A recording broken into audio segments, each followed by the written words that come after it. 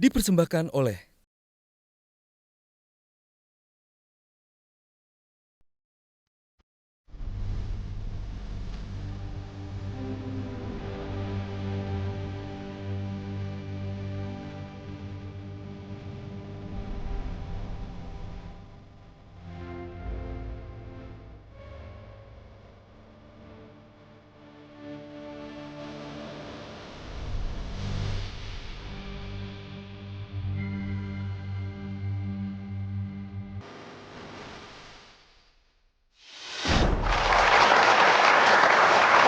Nah, pemirsa, tadi ada tayangan yang menarik juga tentang pencaksilat dan juga pencapaian yang di Asian Games yang sama sekali kita nggak bisa lupakan ya.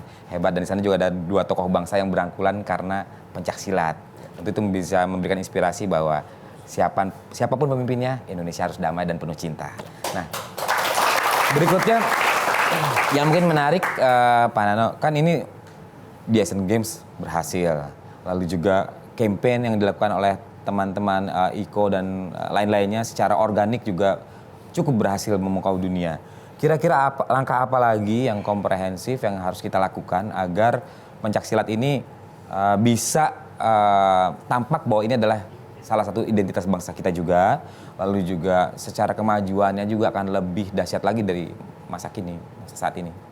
Ya, kita berharap di masyarakat pencaksilat dengan apa yang sudah kita peroleh dari efek Asian Games, kemudian efek Eko Uwais, kemudian saya berharap pencaksilat ini menjadi brandnya Indonesia, karena satu-satu cabur yang bisa di asli Indonesia, buatan Indonesia, mempunyai anak bangsa ini yang bisa dengan keluar bahkan sampai Olimpiade, ya silat kan gitu. Mau cabur apa lagi? Bulu tangkis punya sudah selesai. Kemudian untuk yang cabur lain kan sudah. Nah, silat ini masih bisa diharapkan begitu tahun 2032 Indonesia tuan rumah Olimpiade. Ya, kalau dia kan sebelum-sebelumnya tiap 4 tahun, 28 atau 24 kita sudah dipertandingkan di situ, sehingga pada saat Indonesia tuan rumah kita betul-betul ada cabur andalan kan gitu loh. Oh, cabang orang yang kita bisa jadi untuk pengaruh medali juga ya di situ.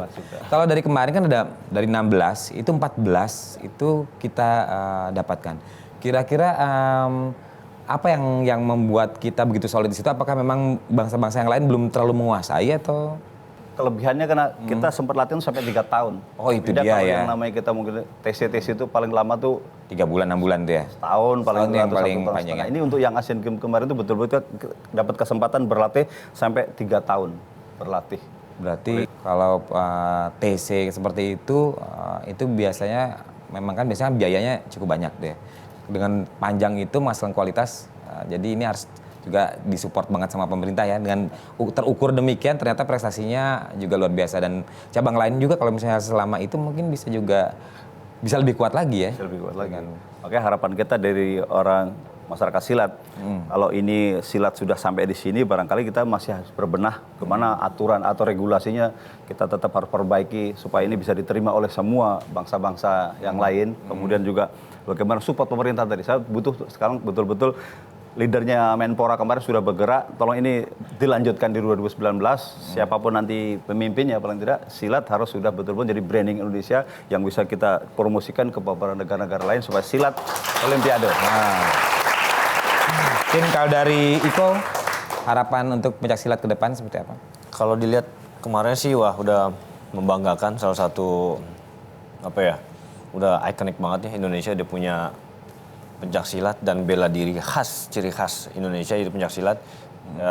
Memang selain dari pemerintah, ya kita lagi pemuda-pemuda bangsa, Mas Yofi. Jadi tidak hanya untuk dorongan dari pemerintah, tapi dari jiwa kita masing-masing yang benar-benar dari jiwa atlet dan yang pemula ataupun yang udah senior. Jadi lebih sungguh-sungguh, lebih dari hati untuk mengerjakannya seperti itu. Ya, lebih dari hati untuk mengerjakan dan mencintai pencaksilat sebagai olahraga kebanggaan bangsa ya, di cabang. Jadi tadi Olimpiade kita dapat banyak, dan itu juga memang moga-moga itu dimiliki oleh bangsa kita ya secara DNA-nya. Karena kalau dari sejarahnya apa yang dilakukan mulai dari Sumatera, lalu juga di Sunda ya, di Sunda Jawa Barat ya. Jawa Barat itu kan kalau nggak salah ada Cikalong, Cimande, lalu di Jawa Tengah, lalu di Jawa Timur, dan sampai ke Sulawesi, Kalimantan, dan Papua sekarang udah ada pencaksilat sendiri. Itu kan sangat menarik.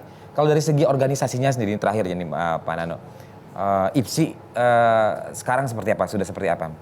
Ya, IPSI untuk di generasi sekarang ini sudah mulai berbenah. Artinya kita juga belum menyusun bikin database.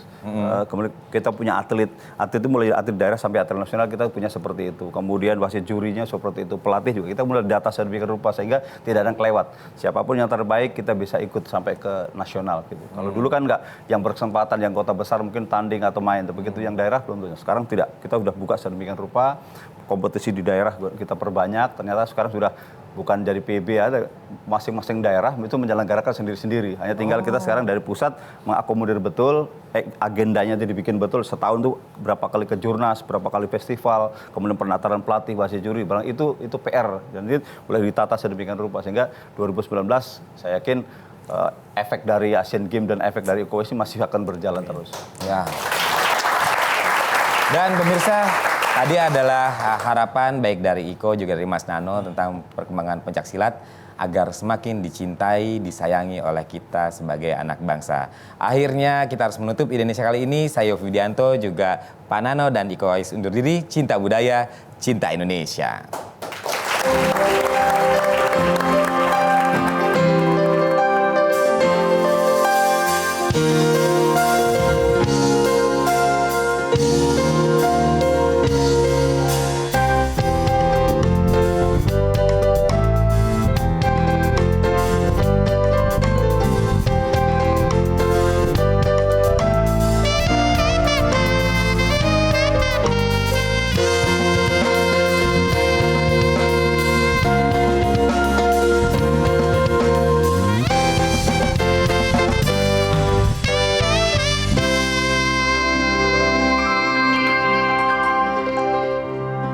Dipersembahkan oleh